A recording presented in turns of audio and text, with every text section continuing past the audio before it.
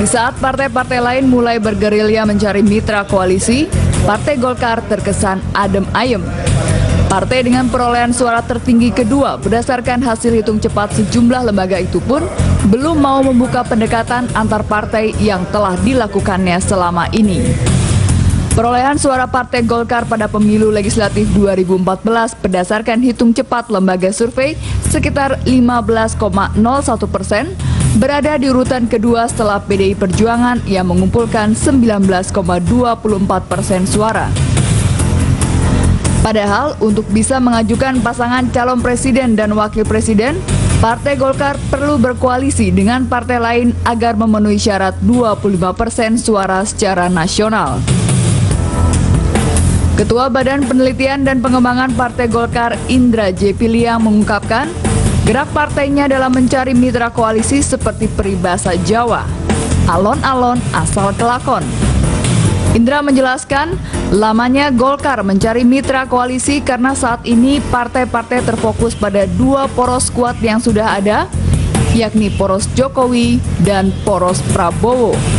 Meski Abu Rizal Bakri merupakan tokoh politik pertama yang dideklarasikan sebagai calon presiden untuk Pilpres 2014, namun banyak kalangan menilai sosoknya masih kalah seksi untuk diribut-ributkan dibanding dua capres Jokowi dan Prabowo.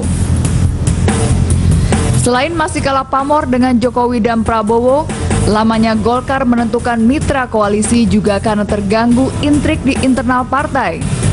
Konon kabarnya, masih banyak kelompok yang menyuarakan evaluasi terhadap hasil pemilihan legislatif Partai Golkar di bawah kepemimpinan Ical.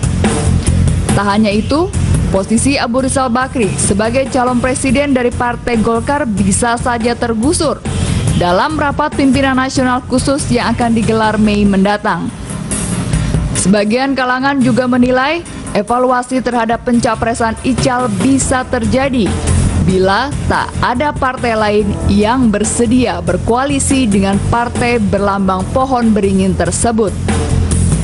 Sejauh ini baru Partai Hanura yang menyatakan akan berkoalisi dengan Golkar. Apakah ini artinya Wiranto sebagai Ketua Umum Hanura akan menjadi cawapres bagi Abu Rizal Bakri? Ataukah Hanura malah akan mempersilahkan Haritanu sebagai cawapres untuk mendampingi ARB? Mungkin setelah Rapimnas Partai Golkar di bulan Mei nanti, semua menjadi terang benderang.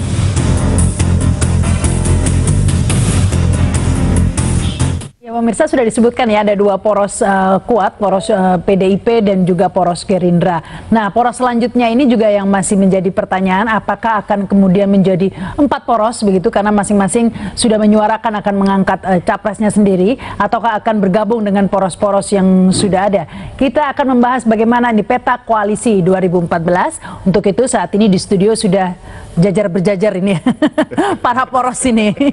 Satu persatu sudah ada dari PDIP nih ya, Ketua DPP PDI Perjuangan Eriko Sotarduga. Selamat malam. Selamat malam Mbak Rahma Sarita. Ini yang katanya akan segera mengumumkan ya kan cawapresnya. Kemudian ada Profesor Soehardi ya, Ketua Umum Partai Gerindra. Selamat malam. Selamat malam Mbak Rahma. Dan ini Pak Ruli Hairul Azwar, Ketua DPP Partai Golkar. Selamat malam. Malam Mbak. Ada Bang Ruhut Sitompul ini, Ketua DPP Partai Demokrat. Selamat malam. Selamat malam. Dan ada Pak Ridwan Saidi, pengamat sosial politik. Selamat malam. Malam. Nah, ini tadi kan sudah diputar ya tayangannya dari Golkar dulu ini, tampaknya poros Golkar dulu yang dibahas karena memang paling awal paling awal mengumumkan capresnya, tapi ternyata ini paling lambat juga, bisa dikatakan masih lambat. Nah, ini kalau lambat belum ada kabar sampai sekarang, ini bisa-bisa tidak dapat tiket untuk menjadi capres atau memang tidak jadi ini? Ya, kita kan bukan berlomba cepet-cepetan ini ya. Kita mencari sosok pendamping ARB tentu karena pemilihan Pilpres itu pemilihan orang yang kandidat, tentu yang chemistry-nya bisa masuk ya. Berbeda dengan membentuk pemerintahan pasca Pilpres. Kalau itu membentuk pemerintahan yang efektif, mungkin kita mencari kesamaan visi dalam melihat ke depan. Tapi masih belum dievaluasi, ya, masih bulat. Variabelnya kan banyak ya, variabelnya nggak cuma orangnya, tapi orang dari partai mana gitu kan. Ada yang cocok apa enggak? Ini kan kita harus buat pembicaraan yang sangat hati-hati, karena kita nggak bisa memaksakan kehendak juga kan, mesti ada. Tapi ini kalau semakin lambat bisa kehilangan mitra koalisi karena sudah bergabung ke poros-poros lainnya, atau bahkan menciptakan poros lain seperti Demokrat misalnya katanya kan akan gitu ya. Atau memang hanya bluffing, kita tidak tahu ya, untuk menaikkan bargaining. Di balik itu kita menunjukkan kita tuh konsisten dari dulu sampai sekarang, tetap berjalan terus. Seperti itu. Iya, ini sebenarnya seperti itu Bang Ruhut, karena tampaknya sekarang banyak poros-poros yang entah benar seperti itu atau bluffing, menaikkan bargaining, akan mengatakan akan mengangkat capres sendiri, poros keempat seperti itu. Saya rasa kami Partai Demokrat terima kasih Tuhan, hanya itu kami bisa bilang. Kenapa? Semua kan orang underestimate kan. Selama ini kan sebelah mata melihat kami. Walaupun semua lembaga polling menganiaya kami akan 4%, 5%, bahkan ada bilang keluar dari 3,5%, nyatanya kami masih 2 digit. Dan 2 digit kami, inilah terima kasih Tuhan apa yang terjadi. Betul, Pak SBY selalu mengajarkan kami di dalam kehidupan ini berpolitik mengalir. Siapa yang kira sekarang SBY menjadi real kingmaker? Kenapa? Nggak ada yang di atas 20%. Kenapa? Akhirnya semua gimana SBY juga kok. Merasa memegang kunci nih, karena kalau Demokrat kemudian membuat poros sendiri, ada salah satu poros yang kehilangan tiket untuk. Iya, dia pemegang kartu truf. Jadi kalau dalam main kartu, kalau dalam joker itu ya, dia ini pemegang joker. Dia kasih ke Sotarduga, ya dia ada 11 loh. Dia punya kader-kader terbaik. Sotarduga, siapa Jokowi? Maaf aja, kalau nggak TNI, Jokowi ke laut kok. Kami ada 2 TNI. Ini udah ditawarkan ini. Abu Rizal ARB, siapa Wapres? Rada mirip-mirip Jokowi. Ya. ARB, bukan TNI. Ke laut juga. Ya. Udah itu baru Prabowo. Prabowo, ada 9 sipil kami teknokrat canggih punya semua bos. Jadi betul-betul Pak SBY, dia bertapa di pertapaan di Cikeas, tapi dia selalu khusyuk berdoa kepada Yang Maha Kuasa Allah Subhanahu Wa Taala. Jadi artinya Bang Ruhut memang akan menyediakan cawapres-cawapres begitu ya? Tidak, karena ingat tanggal 27 kami konvensi calon presiden. Artinya itu yang aku bilang, akan ada poros baru loh. Karena itu terima kasih Jak TV, sangat cerdas. Ada 4 kami diundang dan ada abang aku tokoh kita yang nanti akan menilai. Ya, tapi Bang Ridwan ini artinya tadi kan dikatakan konvensi masih berlanjut begitu. Artinya kemungkinan mungkin secara singkat dikatakan, kalau lo nggak ambil, gue nyapres sendiri, lo nggak bisa maju loh, begitu mungkin bahasa sederhananya ya, kan? Kalau dari sudut hitungannya, Mbak Rahma, memang ini kemungkinan 4 poros ini bisa, karena memang kan mengajukan bisa 25% suara, bisa 20% kursi di DPR. Tapi kalau 4 pun poros kan sesuai nomor PDI Perjuangan juga, nomor 4 cocok juga, tidak masalah. Tapi kenapa PDIP terkesan tertutup ini? Sudah diiming-imingin oleh Bang Ruhut nih, ada nih militer nih, ada ini, kok kesannya tertutup ya hanya dengan Nasdem saja begitu? Saya rasa tidak, kan ini kan masih proses rekapitulasi akhir. Minggu depan juga kita akan juga kembali roadshow seperti itu, karena bagaimanapun juga ini kan proses ini juga harus dimatangkan di akhir ini mengenai suara partai, begitu juga mengenai berapa kursi yang sebenarnya didapatkan oleh PDI Perjuangan. Kan ini memang proses yang patut harus disikapi dengan betul-betul berhati-hati dan kita kewaspadaan tinggi. Katanya kemarin gosipnya nih, kabar-kabarnya hari Jumat suci nih akan diumumkan cawapresnya Jokowi. Ini nggak jadi hari ini nih Bang? Kan masih ada 3 kali Jumat suci lagi untuk mencapai tanggal 20 Mei. Atau diganti Sabtu seru. Bisa.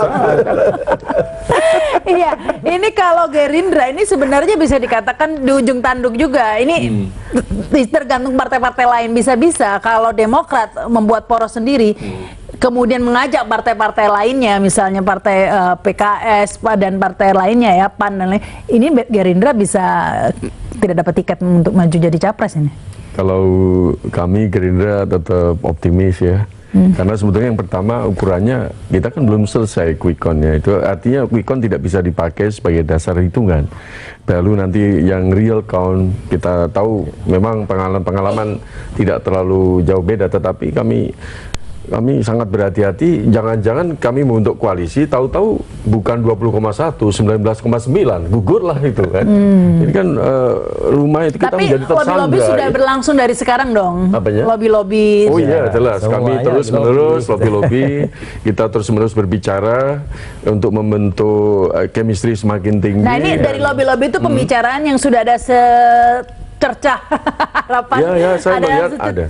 Saya melihat ada titik terang, tapi malam ini saya belum membuka lebar-lebar kepada publik bahwa sungguhnya kami sudah mulailah titik terang. Karena P3 sudah kehilangan P3, betul kan? Belum. Masih mungkin. Iya, masih mungkin kan. Ini kan Islah, setelah Islah kan ada pembicaraan lagi. Iya. Nah, ini mungkin dikomentarin ya Pak Ridwan, gimana? Enggak, kan kebanyakan pengamat itu dia nggak pernah mengalami politik ya. Jadi diksi yang digunakan oleh para kiai di P3 itu dia nggak paham. Kan Kiai Ma'mun mengatakan jangan pecat-memecat dan jangan koalisi. Mendukung kan boleh. Itu gaya P3 bicara kan. Mendukung kan nggak dilarang, ya kan, pecat-memecat koalisi yang nggak boleh. Jadi tidak mudah memahami diksi P3 kalau nggak pernah di dalam. Pengamat, maaf ya, maupun media cetak yang katanya hebat, itu rada dungu dalam memahami politik Indonesia. Kebanyakan dia dungu ya. Jadi menurut hemat saya, ini nggak mudah memahami ini semua. Saya ingin memberi catatan. Yang pertama, jauh hari Presiden SBY mengatakan kesulitan dari Pilpres tahun ini karena tidak ada incumbent. Itu diucapkan itu. Yang kedua, menurut hemat saya, posisi Presiden SBY sebagai yang akan menyerahkan kekuasaan kepada yang baru terpilih itu sangat berat bebannya. Jadi beliau harus melakukan planning yang benar gitu ya kan. Jadi banyak orang misalnya menganggap popularitas. Kita lihat DPD ya, Pak Sabam Sirait gambarnya, di belakangnya ada Jokowi, di belakangnya lagi ada Megawati, di belakang Megawati ada Pak Karno. Celentang ya, nggak terpilih DPD.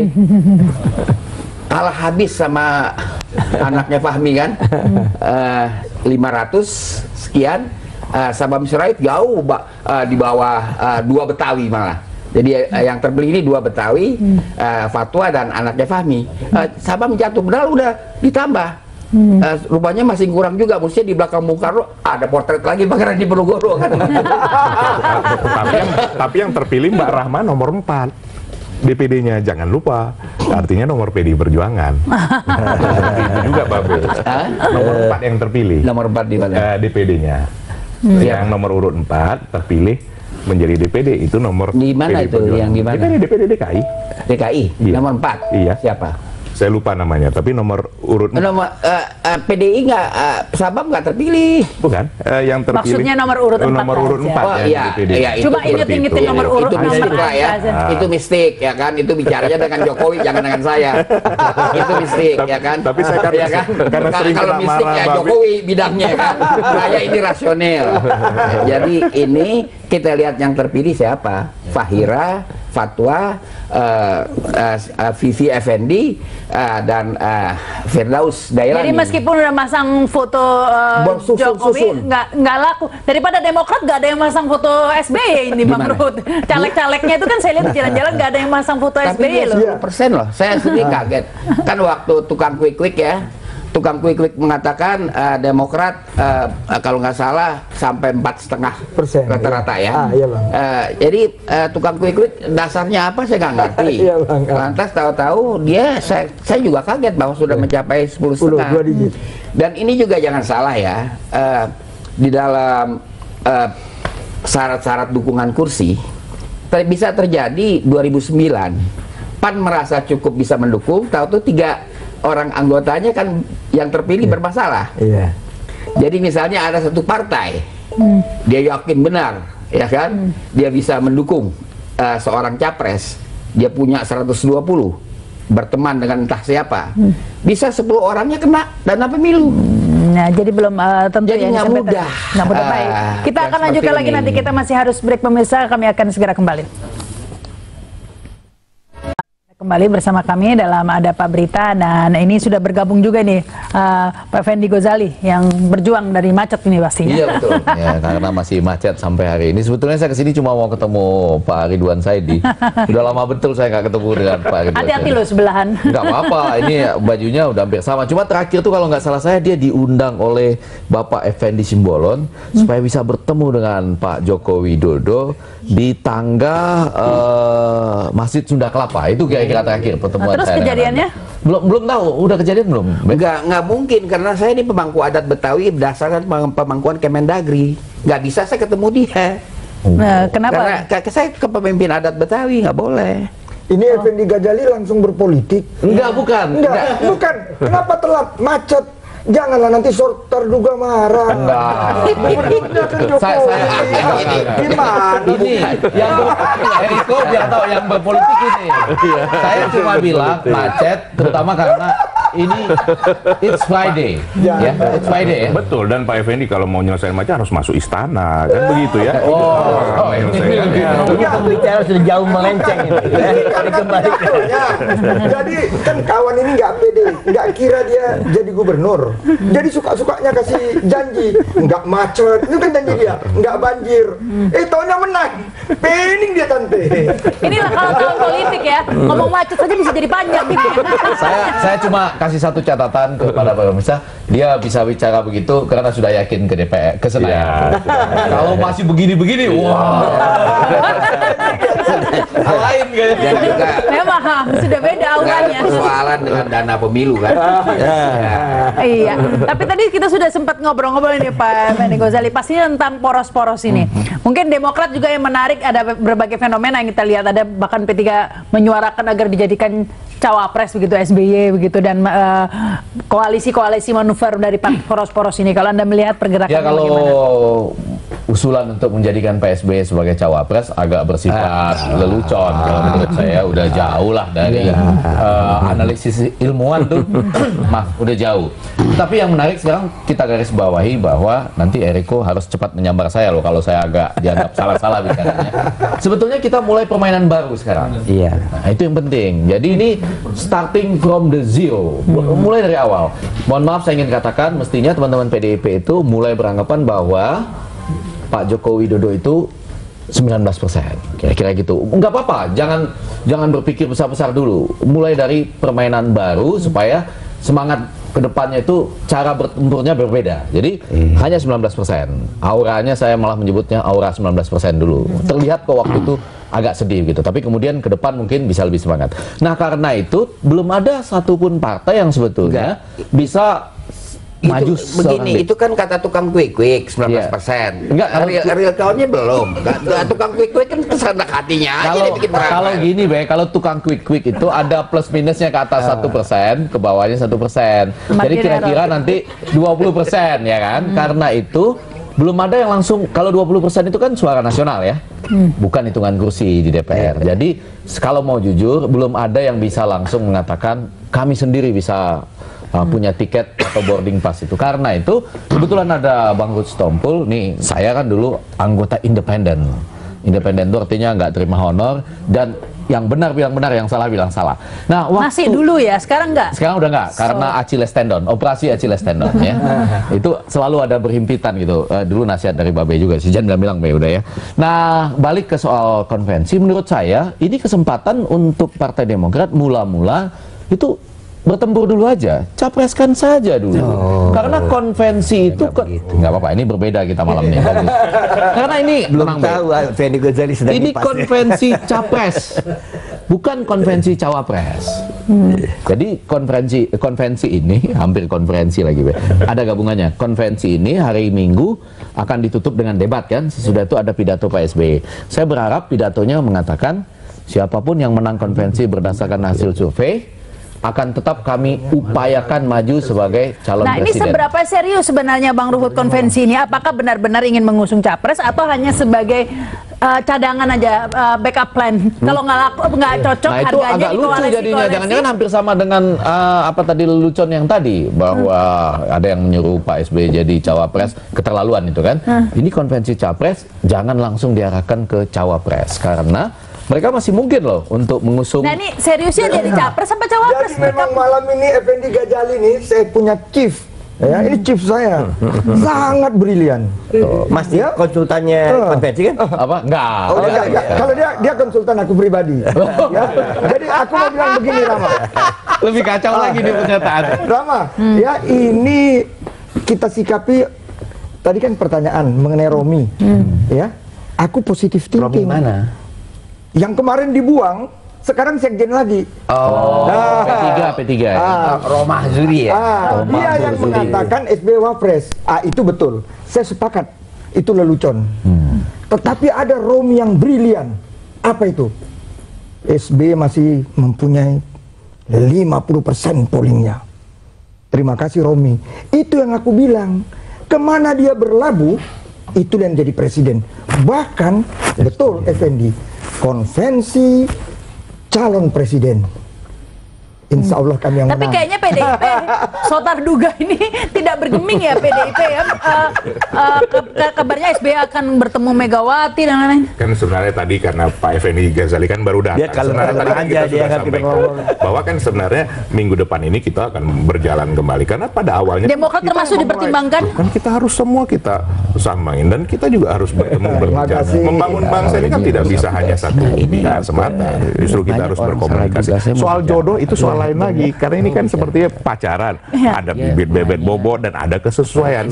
Kalau Gerindra, apakah Demokrat juga bisa? Tidak mungkin ya dengan Demokrat ya kalau Mungkin Gerindra? sekali.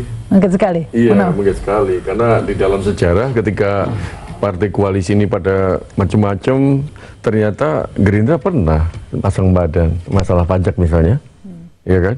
Jadi adalah chemistry ini juga ada. Saya kira kita tunjukkan pada saat kemarin kita di luar, tapi ternyata ketika kita melihat Demokrat perlu dibantu, kita bantu. Sehingga adalah chemistry ini ternyata Tapi terbukti. tetap tadi Bang Ruhut belum jawab pertanyaan. Jadinya nih mau capres apa cawapres? Ya Dari situ. capres lah. Ini kalau aku kan nggak enak. Tapi kan ini Pak Effendi Ghazali nanti abang kita juga tolong dong minta komentarnya.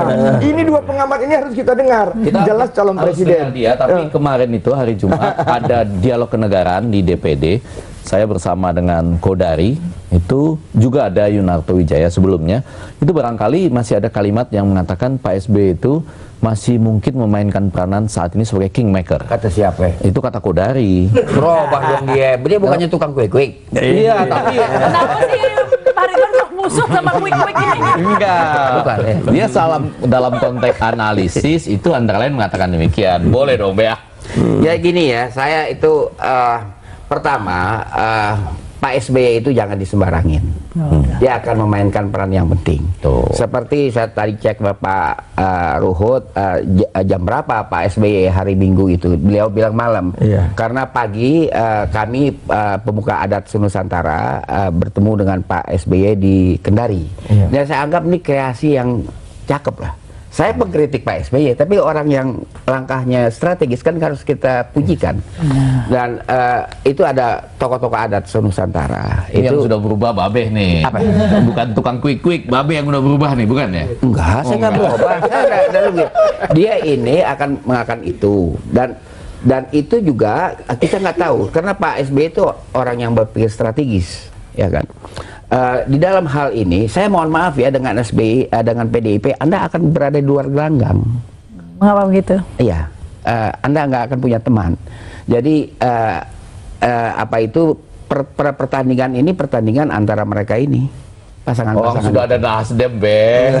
Enggak lah, Nasdem. itu Nasdem pagi lain, sore lain, pagi lain, sore lain. Enggak. Udah pasti dengan Nasdem maju, Anda mesti Be. jangan lupa, itu Iya. ada variabel masalah BCA. Di situ kan 2002, 2004 di Rut BCA adalah Mokhtar Riyadi, bapaknya James Riyadi yang merupakan ditokohkan sebagai yang mengatur kubu Jokowi. Jadi Anda jangan salah paham, besok akan ada pemanggilan orang-orang BCA. Terus apa hubungannya nih sama Jokowi ini? Loh, mereka ini diklarifikasi di Pak Eriko, serius nih. kan? Yang mempropagandakan paling tidak Verifikasi Pak Eriko. silakan bahwa yang kita publik tahu James Riyadi yang diumumkan di online dan sebagainya sebagai orang yang berada di balik Jokowi. Atau lain lagi sekarang. Kalau saya selama ini, ya memang kalau sama Babe biasa. Di televisi swasta lain pun saya selalu dibuat seperti ini. Tapi saya akhirnya terpilih. Saya bersyukur Mbak Mas Sarita. Jadi ini hal-hal yang normal saya. Ya kalau di kami di PD Perjuangan sama Pak Jokowi belum pernah saya bertemu yang namanya Pak James Riyadi. Nah ini penting ini. Ini penting karena kesan yang ditimbulkan di online. Jadi memang James Riyadi berada di balik pencapresan Jokowi. Seperti itu. Ini penting. Saya kan di kepengurusan DPP selalu bersama-sama, belum pernah saya bertemu sekalipun. Iya. Nah jadi ya kalau mungkin Babe yang mesti harus menjelaskan. Oh iya, kalau saya Itu kesan saja, paham. kesan yang itu. Online itu loh semua. Kesan apa katanya Jokowi presiden boneka, padahal nggak pernah meluk boneka ya. Enggak, saya nggak mengucapkan itu. Aduh. Saya nggak mengucapkan Baik-baik, itu. ada Pak, kita masih akan terus berlanjut dalam pesan-pesan berikut ini. Saya nggak yang kayak gitu enggak.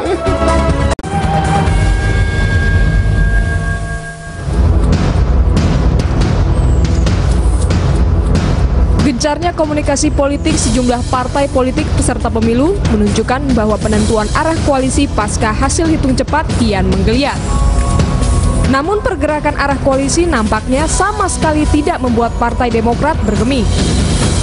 PDI Perjuangan, Golkar, dan Gerindra diprediksi bakal menjadi pemain utama dalam pertarungan pemilu presiden mendatang. Pasalnya ketiga partai tersebut merupakan peraih suara terbanyak dalam pemilu legislatif 2014. Meski begitu, Direktur Indobarometer M. Kodari menilai tidak tertutup kemungkinan munculnya poros keempat. Menurutnya ada 3 skenario terkait poros keempat ini. Bisa poros Demokrat, poros Winhate Hanura, atau Partai Islam. Menurut Kodari, Demokrat sebagai partai penguasa tentu memiliki modal untuk memimpin koalisi. Sedangkan Hanura dengan kekuatan finansial dan memiliki media memiliki potensi yang sama. Pakar Komunikasi Politik Universitas Mercu Buana, Heri Budianto berpendapat, Demokrat sepertinya akan cenderung menunggu langkah dan perkembangan parpol lainnya.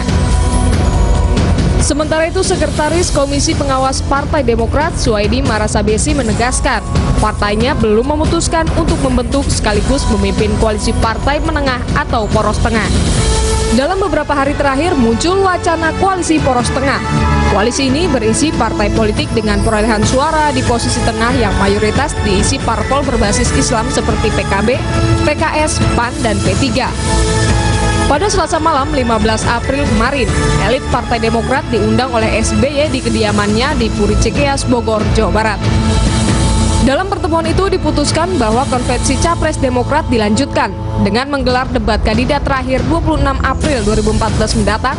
Setelah itu, ditentukan kandidat Capres dari partai itu. Dan kabarnya setelah proses konvensi Demokrat itu rampung, baru ditentukan apakah Demokrat berkoalisi atau membentuk poros tengah. Namun sebagian kalangan menilai, mestinya Demokrat jangan terlalu lama menunggu situasi politik koalisi. Pasalnya, dengan perolehan suara 9% versi hitung cepat, Demokrat masih memegang peranan strategis di tengah tidak adanya partai yang dominan dalam perolehan suara. Justru Demokrat dapat menggagas poros baru dengan menawarkan capres alternatif hasil konvensi.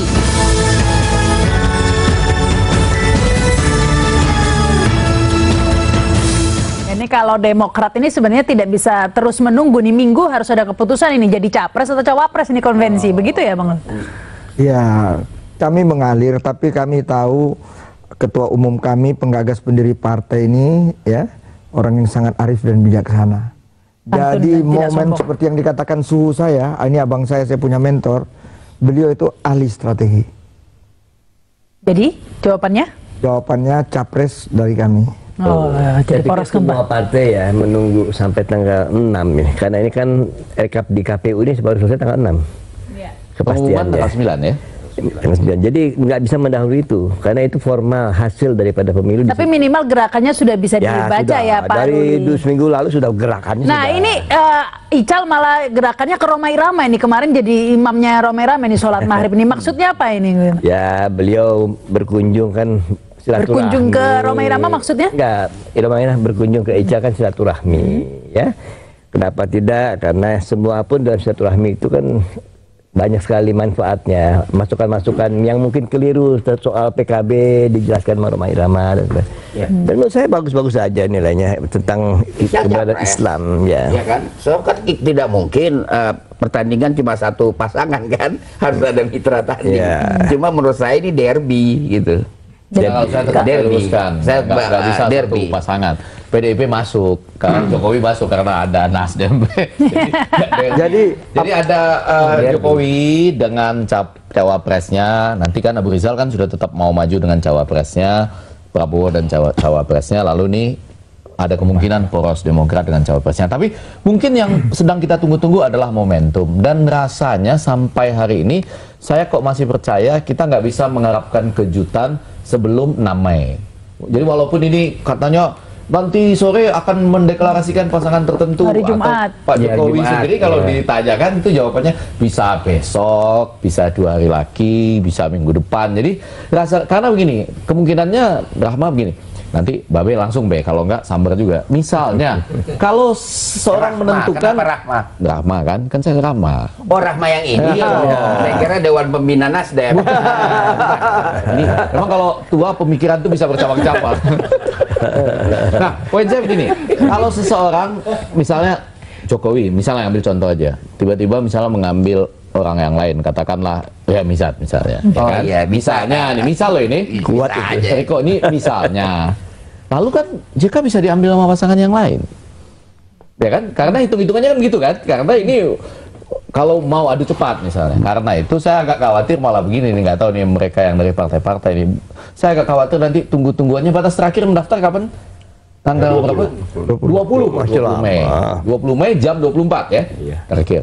Jangan-jangan sampai jam 12 siang kita belum mendengar pasangan yang betul-betul solid. Bisa. Mereka tuh telepon-teleponan tuh. Bisa sampai jam 10 masih tawar-menawar. Tapi sudah ada orang yang siap di perempatan jalan menuju KPU dengan formulir yang ada variasi-variasinya gitu. Bisa. Jadi formulirnya nyampe lebih dulu di KPU jam 23.00, orangnya nyusul belakangan. Bisa jadi begitu loh ini. Jadi, karena saking ketatnya loh.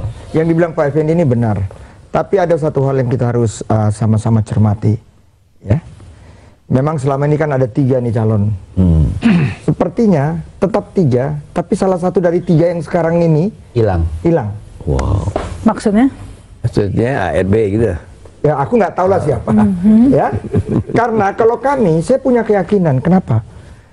Chemistry itu tidak bisa dibuat-buat.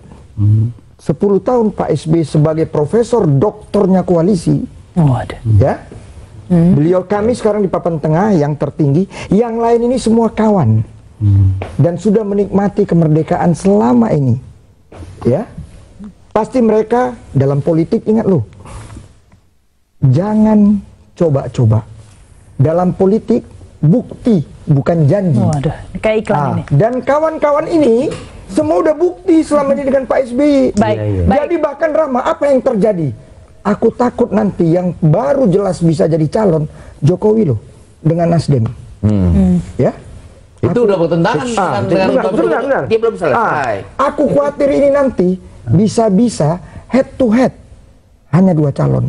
Waspadalah. Iya. Udah bertentangan. Saya sama dengan Pak Jokowi masuk ke putaran pemilihan putaran pertama presiden. Kalau Babe bilang nggak masuk, ini udah bertentangan. Tetapi kalau menurut Anda, ini pertandingan ini kan masih mencari bentuk siapa lawan siapanya ya. Jadi peluang-peluang itu kalau saya lihat ya, rakyat juga lama-lama melihat bagaimana tidak hanya sekedar penampilan tapi juga visinya apa. Ini orang belum ada yang bicara visi nih sekarang nih. Bicara orang semua. Kita coba biasakan lah.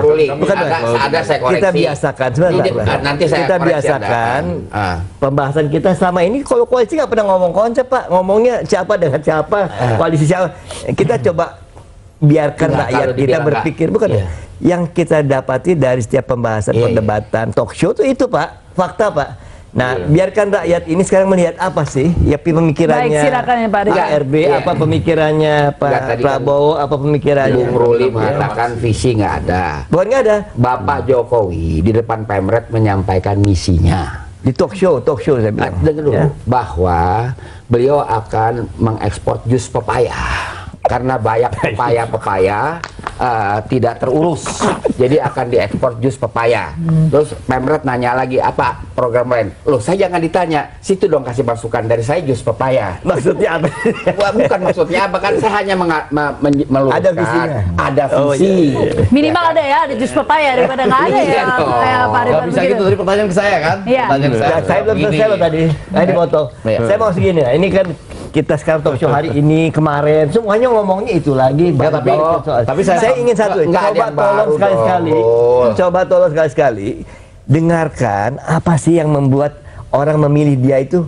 Masa depannya kan, masa depannya apa konsep dia sih? Iya. Itu kok jadi ngomongnya rakyat Jadi- juga diberikan pembelajaran.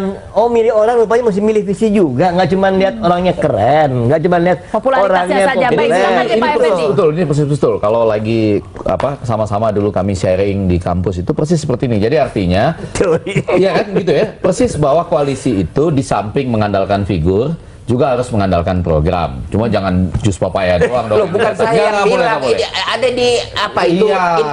Apa namanya? Pemret, forum Pemret.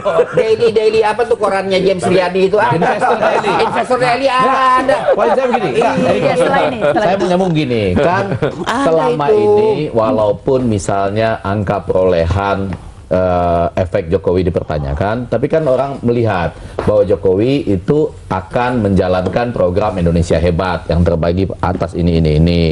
Prabowo menyampaikan program aksi. programnya Gerindra sudah ada kan, program ada ya, itu 1, 2, ARB 3, 4, 5, 6. visi negara kesejahteraan 2045. walaupun di ya. iklan-iklannya agak sedikit belum masuk ya, tapi nanti Oh, akan itu harus dielaborasi. itu harus diperbanyak. Doa, Orang tapi tahu maksud apa saya- pikirannya. Sudah Ada ada nih. selain jus pepaya itu banyak program Enggak, lain. PDIP ada, Gerindra agak banyak. Kemudian, Mungkin ditambahkan ini Pak Enrico. Golkar enggak, maksud saya dalam konteks yang seperti ini, memang rakyat menunggu-nunggu misalnya, kan rakyat bisa bertanya-tanya, ini partai yang misalnya agak ngotot melawan rancangan undang-undang KUHP dengan KUHAP, kok bisa gabung dengan partai yang mendukung misalnya, itu kan lama-lama orang bilang agak aneh juga ini. Nah, partai yang misalnya mengatakan stop dulu moratorium pengiriman tenaga kerja, PDI Perjuangan kan begitu misalnya ya, sampai ada perjanjian MOU. Nah, MOU-nya jelas, kan nggak mungkin bisa mestinya ya bekerja sama dengan partai yang sekarang kirim aja dulu.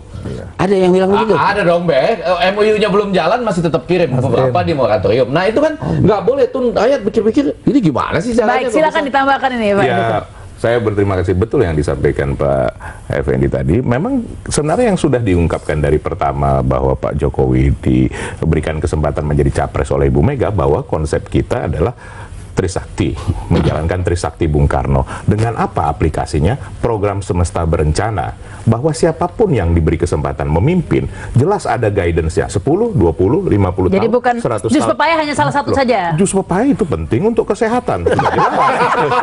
Mbak Rahma, seperti tadi saya sampaikan, saya sudah itu seperti Babe. Saya malah jadi. Ya nanti kalau Babe begitukan lagi Pak Jokowi nanti yang Baik, jadi. baik, kita harus seperti itu. kita harus Saya nggak pernah nyerang dia sebagai caleg, malah dia saya bela waktu Jokowi ngamuk, perolehan PDIP rontok gara-gara caleg kagak beres. Saya bela dia, saya sebut sebagai contoh dia melakukan yang benar. Jadi Ya, saya nggak baik. pernah nyerang dia. Baik, kita harus break dulu. Silakan minum dulu. Makan pepaya juga boleh. Makan pepaya juga boleh. Pemirsa, kami segera kembali. Selamat bersama. Saya nggak pernah. Anda kembali bersama kami dalam Hadap Berita. Kita lanjutkan ini dialog ini sekarang ke Gerindra nih dari tadi nih Profesor Soehardi. Kalau program-programnya Gerindra ini juga disosialisasikan dalam koalisi ini, apakah juga membicarakan visi misi dalam koalisi ataukah kita tahu dengan P3 sudah menjalin begitu. Ini apakah bagi-bagi kekuasaan atau juga ideologi dan visi? Di dalam 6 program aksi ini kita tawarkan kepada nanti teman koalisi. Yang pertama, kalau kita mandiri pangan, energi dan air, siapa nanti yang bisa ngerjakan ini program ini? Bisakah ini partai ini bisa ngerjakan? Kemudian ekonomi kerakyatan, membangun bumi, peternakan, perikanan dan sebagainya. Siapa ini yang bisa Menterinya nanti? siapa gitu maksudnya? Ya, siapa yang orang yang paling ahli di situ kita tawarkan. Apa ada di antara teman koalisi ini yang nanti bisa mengerjakannya. Kemudian yang ketiga misalnya pembangunan sumber daya manusia tentang agama, budaya, kesenian, olahraga, siapa nanti yang bertanggung jawab. Kemudian lingkungan hidup yang hancur lebur ini. Bencana alam yang dari tadinya 2001 baru 138 sekarang mendekati 2000. Ini harus kita bangun. Siapa ini yang bertanggung jawab dan bisa menyelesaikan masalah ini. Kemudian masalah korupsi dan good governance. Siapa ini yang bisa menangani ini? Siapa nih jaksa agungnya ya? Siapa yang paling penting di sini? Di sini jadi kita tawarkan program itu, makanya kita sebut 6 program transformasi bangsa dengan penjelasan-penjelasan terus-menerus kita tayangkan di televisi, di koran-koran supaya program ini menjadi Anda percaya seperti itu Pak Effendi, bahwa dalam koalisi itu yang dibicarakan program-program bukan hanya power sharing? Ada dua dong, panggung depan sama panggung belakang. Di panggung depan harus bicara seperti itu. Kalau di panggung belakang, telepon-teleponannya lain lagi. Ini Menteri SDM-nya siapa nih?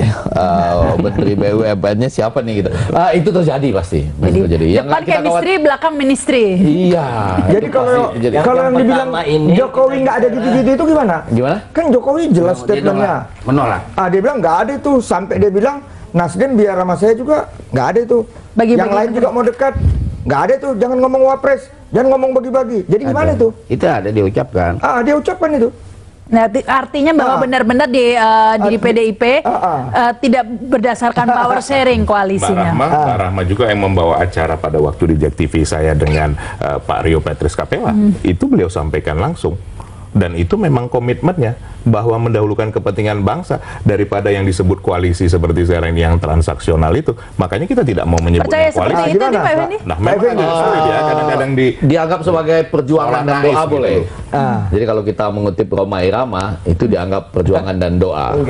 Boleh gitu ya, Be? Artinya perjuangan dan doa kita semua semoga itu berhasil. Amin. Tapi pada tataran praktek politik kita hari ini, saya harus mengatakan saya nggak yakin. Mohon maaf nih bagi Eriko dan kemudian juga Rio. Saya dengar waktu itu ya, persoalannya adalah kalau programnya itu katanya pro rakyat, nggak usah repot-repot pengejualannya, nggak usah bentuk koalisi yang 50% di parlemen, itu juga harus jalan. Contohnya DKI. Itu kira-kira argumennya. Iya, kan begitu. Tapi kan saya mengatakan kerjasama kan juga namanya kerjasama minimal. Gitu ya. Itu dia bilang kok. Coba dalam sejarah ya. Dalam praktek nih, Pak. Ya, sejarah prakteknya lah ya. Seorang presiden sehebat apa kalau misalnya dia tidak bisa membuat pemerintahan itu efektif bekerja juga nggak jalan. Karena apapun juga dia kan eksekutif saja. Dalam fungsi legislatif kan ada kebijakan-kebijakan yang harusnya dia sangat tergantung dari itu. Ya, ini Pak Ridwan sudah maju dari kursinya nih, berarti mau ngomong ini. Sehingga itu Ruli agak ngecilkan Jokowi. Bukan, itu yang saya nggak setuju. Tidak. Itu kesimpulannya Pak Ridwan. Saya nggak nyimpulkan. Itu jauh aja menyimpulkan. Bukan, Anda kurang mendalami Pak Justru Jokowi. saya bela argumennya Pak Jokowi loh. Begini loh, tadi waktu kebakaran di Senen. Apalagi nih? Kan? Pak Jokowi melintas asap. Ya kan, sampai polisi yang menjaganya bingung, disambut oleh para pedagang yang lagi ngumpulin bahan-bahannya dari korban api. Pencitraan kata si pedagang. Itu ada di online, jangan bilang saya mengarang-arang. Ya, tapi apa hubungannya relevansinya dengan ini tadi? Bahwa dia itu mampu dari segala macam capres, dia nembus asap itu loh. Oh gitu. Ini kita bicara efektif. Pemerintahan efektif. Tapi kalau di gubernur saja ya, Jokowi juga mengalami kesulitan juga di Jawa. Belum kelar nih, belum kelar nih. Dia dari jus papaya menembus asap. Ini maksudnya apa sebenarnya ini? Biar agak jelas dong ini. Kalau jus papaya udah diklarifikasi tadi. Tadi udah diklarifikasi kan? Pak Effendi. Yang menembus asap kalau koalisi itu kan ada beberapa dimensinya. Diingat terus oleh Mas, akhirnya terjadi. Doa ini. Koalisi itu kan tadi sudah jus papaya udah klarifikasi. Jadi beliau itu mengangkat hebatnya Pak Jokowi, asap dia tembus. Tapi untuk menyelamatkan penonton teriaknya lain si pedagang. Pencitraan. Tunggu, saya bingung ini. Hostnya aja bingung. Tadi ngomong koalisi apa efektif pemerintah di DPR, apa hubungannya ya? Apa hubungannya sama asap? Itu yang saya tanyain. Kalau jus papaya masih agak ada hubungannya. Jim Suyadi sudah diklarifikasi Eriko. Yang menembus asap ini nggak ada hubungan. Menembus asap nggak ada. Itu namanya curcol. Bukan begitu. Apa namanya, Rahma. ini kan masih penuh asap ini koalisi. Yang mau saya omongin belum kelar nih ya. Jadi pada tahap ini Anda bicara koalisi-koalisi itu sebenarnya untuk mendapatkan kecukupan, mencalonkan presidennya kan. Sehingga poros apa ini, andai kata poros itu tidak punya kecukupan juga nggak bisa ngusung presiden kan, tadi disampaikan oleh Pak tadi ya. Iya. Sebenarnya setelah itu tinggal dua, mau di dalam apa di luar pemerintahan, itu poros tinggal dua. Iya. Karena kita nggak pernah membentuk yang namanya koalisi poros ideologis, nggak pernah. Baik, Kalau mau tapi bentuk itu Pak Ruli benar juga ya, karena kita tahu waktu menjadi gubernur, masih jadi gubernur sekarang ya Jokowi. Hati-hati. Komunikasi dengan DPRD juga kurang efektif juga ya, kurang lancar juga, kurang harmonis juga nih. Nah ini kan bisa terjadi juga di DPR nanti begitu kalau tidak ada dukungan. Untuk kepentingan rakyat, apakah juga namanya wakil rakyat tidak mendukung Mbak Rahma? Apakah karena dibatasi oleh partai, oleh sekat-sekat? Tidak seperti itu. Harus saya ingatkan di sini sekali lagi. Kita ini bukan sistem parlementer, kita sistem presidensial. Ini harus diingatkan. Nah, kalau memang ini tujuannya baik untuk rakyat, siapa yang ingin berhadapan dengan rakyat yang memilihnya? Walaupun pengambilan keputusan tetap fraksi. Tetap fraksi. Di paripurna tetap harus vote. Contoh yang paling simpel DKI. Mundur 2 bulan, Mbak Rahma. Akhirnya disetujui. Kenapa? Kenapa disetujui? Kenapa yang tidak? Mana, Pak? Yang mundur 2 seperti bulan? itu. APBD-nya. APBD ya, APBD. Seperti itu. APBD-nya kan tertunda-tunda. APBD itu belum di Perda, Pak. Itu baru di Dan itu terlambat 2 bulan. Belum di Perda. Jadi Rama gini Rama, yang dikatakan Rudi tadi benar. Kita jangan hanya ngomong koalisi bagi-bagi, tapi baik sekali visi. Setuju? Ya? Setuju. Jadi jujur aja kan tadi aku sudah bilang, kalau berbicara visi, kami ini sudah 10 tahun. Pak SBY dokternya, nah. Iya. Saya tahu ya. Udah 10 tahun, ya, udah 10 tahun. Kalaulah kemarin, sayang kami nggak punya stasiun TV, itu waktu di Kemayoran kampanye tertutup, Bapak sudah menyampaikan visi ke depan 45 tahun, ya, sampai yang rame, minimal gaji 5 juta, bayangkan itu. Maksud saya, kami punya calon, insya Allah itu yang akan menjadi presiden. Kenapa? Tinggal melanjutkan visi dari Pak SBY ini.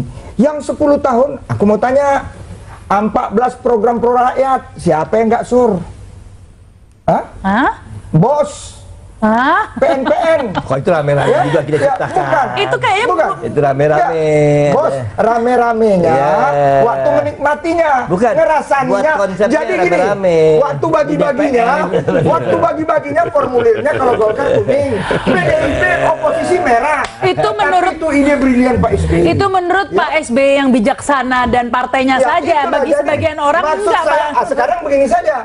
Kalau lihat tadi semua, tadi kan semua hatinya sudah bilang Indonesia hebat. Itu bukan bukti, janji. Tadi semua apa? Janji. Kalau mau SBY? tanya 14 program pro rakyat ini mau dilanjutkan nggak? Tapi kalau mau bukti, Enggak. Oke, ada buktinya nggak? baru 30 tahun tapi. Bos, enggak, mau nggak kita lanjutkan? Enggak kan? Karena itu ini harus dilanjutkan, ini kehendak rakyat. Karena itu percayalah dari kami itu nanti. Rahma, saya mau tanya waktu Rahma mengatakan Pak SBY yang bijaksana, kan intonasinya agak aneh. Lebih sering Mbak Ridwan Saidi yang anehnya daripada saya juga. Baik, pemirsa, ada berita segera kembali.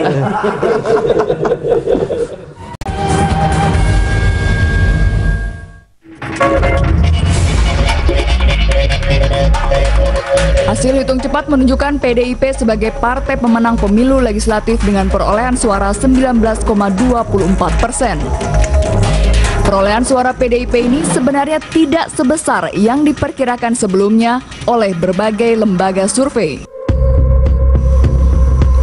Perolehan suara PDIP yang diperkirakan di bawah 20% masih belum cukup bagi PDIP untuk mengusung sendiri pasangan calon presiden dan wakil presiden.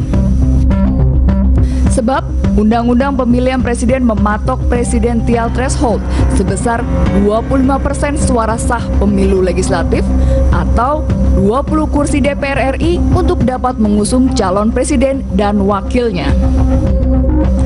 Wajar jika calon presiden PDIP Joko Widodo dan elit PDIP gesit menjalin komunikasi politik. Mereka rajin bersafari. Adalah Ketua Umum Partai Nasdem Surya Paloh yang pertama-tama didatangi Jokowi dan PDIP. Pertemuan Jokowi dan PDIP menghasilkan kesepakatan untuk berkoalisi. Jokowi juga menemui Ketua Umum yang juga calon Presiden Partai Golkar Abu Rizal Bakri. Namun, Partai Golkar tetap berpendirian untuk mengajukan sendiri calon presidennya. Kesepakatan Golkar dan PDIP hanya pada tingkat DPR yang berjanji akan mendukung siapapun yang terpilih menjadi presiden. Jokowi juga sudah berkunjung ke markas besar Partai Kebangkitan Bangsa. Meski sempat berdialog dan tampak mesra dengan Ketua Umum PKB Muhaimin Iskandar, Jokowi belum memperoleh kepastian adanya dukungan dari PKB. Kepastian dukungan itu baru didapat Jokowi setelah PKB mengetahui posisi-posisi apa saja yang ditawarkan di pemerintahan kelak. Safari politik Jokowi dan PKB memang penting untuk memenangkan pemilihan calon presiden. Apalagi perolehan suara PDIP yang diperkirakan kurang dari 20% masih memerlukan dukungan dari banyak partai politik. Selain harus memenangkan Pilpres, Jokowi dan PDIP harus juga memiliki dukungan mayoritas di DPR agar pemerintahannya berjalan efektif. Namun pada saat yang sama juga, bergerak calon-calon presiden dan partai politik peserta pemilu 2014. Mereka tidak hanya bertekad memenangkan pemilu presiden, tetapi juga mempunyai dukungan mayoritas di parlemen. Itu pula yang sedang dilakukan calon presiden Prabowo Subianto.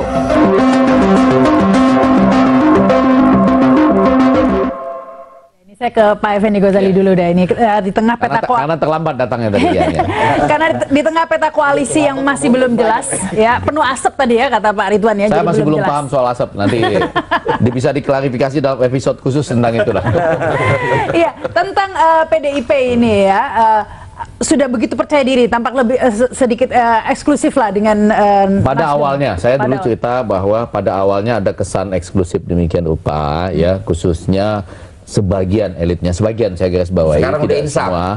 Ntar dulu belum. Ini maksud saya. Kan kalau pada awalnya kan ya, benar. Saya mau menuju ke sana. Ada kalimat-kalimat lain yang mengatakan sehingga ada yang membuat jarak psikologis, ditambah dengan lagi-lagi banyak orang-orang seperti Pak Ridwan Saidi ini. Kenapa Pak Ridwan? Orang bisa kesel sama dia, tapi di bawah, termasuk juga di kadang-kadang di masjid atau di apa, suara-suaranya dia ini didengar juga di bawah. Sehingga akhirnya yang terjadi adalah waktu itu saya katakan lebih pada fenomena teman-teman Nadlin pulang ke rumah PKB, yang Muhammadiyah pulang ke rumah PAN, yang P3 pulang ke rumah P3, bahkan PKS pun yang didera isu serius tertahan untuk tetap di rumahnya, sehingga hasilnya menjadi 19%. Tapi betul, setelah legislatif terjadi, ada perubahan sikap yang menurut saya positif ya. Komunikasi politik dibuka ke semua arah. Walaupun, tenang Beo, saya belum selesai. Walaupun kadang-kadang memang saya berharap bukan Pak Jokowi yang maju ke depan. Agak jarang, mungkin ini fenomena baru ya. Kalau berhasil nanti harus kita catat sebagai telah ilmiah baru di dalam jurnal. Tetapi maksudnya bukan Jokowi yang maju kemana-mana gitu ya. Jadi mungkin ada teman-teman. Jangan juga dong, kan ada ini kan tim pemenangan yang bekerja sama. Ada 11. Ada tim 11 atau tim manapun. Tim 11 juga luar biasa baik. Nah, kalau bicara tentang posisi sekarang, saya sih seperti membayangkan, mengingat hasil penghitungan itu nanti baru keluar sekitar tanggal 9 Mei. 6 Mei sudah kita tahu, tapi 9 Mei resminya. Saya khawatir, jangan-jangan itu khawatir, tetapi sekaligus memberi kesempatan bagi kami civil society untuk mengejar apa basis program Anda membuat koalisi, gitu ya. Sehingga nanti koalisi itu capres-cawapresnya baru diumumkan di atas 9 Mei. Tetapi yang ingin saya garis bawahi tadi, segala upaya-upaya yang akan dilakukan oleh koalisi, enggak disebut koalisi, kerjasama ramping atau kerjasama minimalis itu, memang pada kenyataannya nanti akan mendapat atau menempuh jalan terjal. Walaupun itu tetap harus kita dorong. Mbak Be sudah akan mengatakan bahwa kita bukan presidensial murni, tetapi maksud saya begini, jangan juga teman-teman DPR, seringkali loh keluar kalimat ini di televisi ini, ingin mengatakan bahwa Anda nanti akan susah memerintah. Jangan anggap enteng DPR, seakan-akan DPR ini memang niatnya mengganggu. Kalau orang bekerja baik pun nanti akan susah loh sama kami gitu. Kan enggak dong, kan logikanya kalau orang bekerja baik, DPR-nya dukung dong kan, karena atas nama rakyat itu satu. Walaupun lagi-lagi bahkan di Amerika Serikat pun yang katakanlah presidensial relatif murni sulit juga tuh. Pernah ada 1-2 minggu misalnya itu pemerintahan sampai terhenti gara-gara misalnya tarik-menarik anggaran. Waktu itu soal Obamacare misalnya. Jadi ini jalan sulit, tapi lagi-lagi saya sebut tadi kalau mau boleh mengutip tokoh yang saya idolakan juga, Rhoma Irama, ini lebih merupakan perjuangan dan doa, Be. Lebih real loh perjuangan dan doa ketimbang asap. Ayo coba tanggapan dari asap gimana? Tapi saya mau ngomong Jokowi lagi dah, biar nyolot ini Pak Ridwan. Ya, bisa biar semangat maksudnya, bukan nyolot. Biar semangat. Kalau tadi Jokowi kan tampaknya sudah percaya diri nih dengan selain dengan Nasdemnya, dengan cawapresnya dibilang udah mengkerucut seperti itu kan, dan suara-suaranya Yusuf Kala begitu yang keluar. Ini ada perkembangan tidak ini Pak Eriko? Saya rasakan semua ini ada tahap-tahapnya ya. Artinya ini kan proses sekarang rekapitulasi akhir dan sebentar lagi akan diketahui hasil murninya. Artinya real count-nya akan diketahui. Dan dalam proses ini juga kami kan menjalin komunikasi seperti tadi sudah saya sampaikan. Minggu depan ini akan kita lakukan lagi roadshow, akan bersama-sama untuk berkomunikasi dengan pihak-pihak lain. Sekali lagi, tidak bisa kita paksa ya. Dengan semua kita. Dengan itu SBY nanti. Kalau melihat PDI Perjuangan bisa misalnya berkoalisi dengan Demokrat, itu menarik kan sekali. Seperti ini proses-proses yang harus kita jalani. Ini menjadi satu proses pembelajaran. Bagaimana Ketua Umum sendiri begitu besar hati Ibu Mega tidak maju memberikan kesempatan kepada ini menarik. Pak Jokowi. Seandainya nanti Jokowi yang lebih dulu mengumumkan cawapresnya, ini kan berarti rebutan tokoh bisa-bisa yang lain dapat sisanya seperti itu. Ini Pak Soehardi dong sebagai Gerindra gimana? Dapat sisanya Jokowi dong kalau keduluan Jokowi. Enggak begitu ya. Jadi karena sebetulnya kan tadi ada chemistry ya. Jadi chemistry ini tentu saja akan membuat koalisi ini nanti sebetulnya dasarnya kan bukan karena sisanya terlebihnya, bukan begitu. Semuanya kan sudah punya itu tadi. Makanya tawaran 6 program aksi tadi kan membuat chemistry ini semakin erat kepada siapa kita berkoalisi. Jadi tentu tidak karena sisa-sisa rebutan ini gitu ya, jadi dalam enggak sedikit aja. Jangan pakai kata sisa dalam pemilu 2014 karena ini berbeda sekali. Tidak ada lagi orang yang bisa bilang dengan sandal jepit pun akan menang, nggak bisa. Posisi cawapres ini luar biasa di 2014. Bukan, karena tergantung siapa capresnya. Dia harus menjadi komplementernya cawapres. Jadi nggak sama kan. Pak Jokowi tipikalnya sama Prabowo sama ARB, tentu cawapresnya untuk komplement dia menjadi lebih kompak berbeda. Masih tunggu-tungguan juga ini ya. Baik, tapi kita harus break dulu. Nanti tinggal segmen terakhir, masih ada satu segmen lagi pemirsa setelah berikutnya. Dengan teori barunya. Nanti closing. Ya, Anda kembali dalam Ada Apa Berita nih, segmen terakhir, langsung closing statement singkat-singkat saja nih, Bang. Ya. Jadi kalau dari PDI Perjuangan sudah menunjukkan, memberikan satu contoh, Ibu Mega memberikan kesempatan kepada Pak Jokowi, marilah kita bersaing di sini, menunjukkan program, menunjukkan apa yang akan kita kerjakan nanti bila mana diberikan kesempatan untuk memimpin, dan biarlah rakyat yang nanti akan memutuskannya. Baik, silakan ini Profesor. Ya, koalisi yang akan kita bentuk nanti Partai Gerindra dengan partai-partai yang memang sejak awal kita tawarkan, dan mereka saya yakin dan sangat bahagia bahwa ada 6 program aksi yang terus-menerus kita terjemahkan dan kita sampaikan kepada rakyat, juga kepada teman-teman koalisi. Dan inilah dasar berpijak dari Partai Gerindra untuk memastikan bahwa kita akan memberikan ruang yang sangat besar bagi kemakmuran bangsa Indonesia. Baik, silakan ini Pak Ruli. Ya, siapapun dalam Pilpres ini yang menang, tentu yang menang harusnya rakyat dan tidak bisa kerja sendirian ya. Yang lebih penting adalah bagaimana yang menang nanti, siapapun yang menang, Golkar yakin kalau ARB punya konsep yang baik dan visi negara Indonesia 2045 ya, itu untuk kesejahteraan rakyat semua juga. Jadi tinggal partai-partai memilih mau memberikan dukungan pada pelaksanaan program apa mau tetap mengkritisi di luar, simple ya. Baik, silakan ini Bang Ruhut ini ya. Ya, kalau kami dari Partai Demokrat, karena ada 2 pengamat civil society, abang saya dari budaya, saya hanya memohon biar rakyat tidak membeli kucing dalam karung. Tolong bapak-bapak, paling tidak semua pasangan ini, semua calon presiden dan pasangannya, tolong dibuka rekam jejaknya. Ini penting, rekam jejaknya. Karena 10 tahun yang sudah baik dibikin Pak SBY, bahkan internasional perlu mengakui, jangan nanti jadi mundur. Jadi tolong Pak, rekam jejaknya, tolong ya. Ini titipan saya kepada dua tokoh independen ini. Nah, ini lanjut Pak Ridwan. Nah, saya rasa yang harus dipikirkan pertama, kampanye atau suasana menjelang Pilpres itu ada bulan puasa dan ada Piala Dunia, itu juga satu hal yang harus menarik.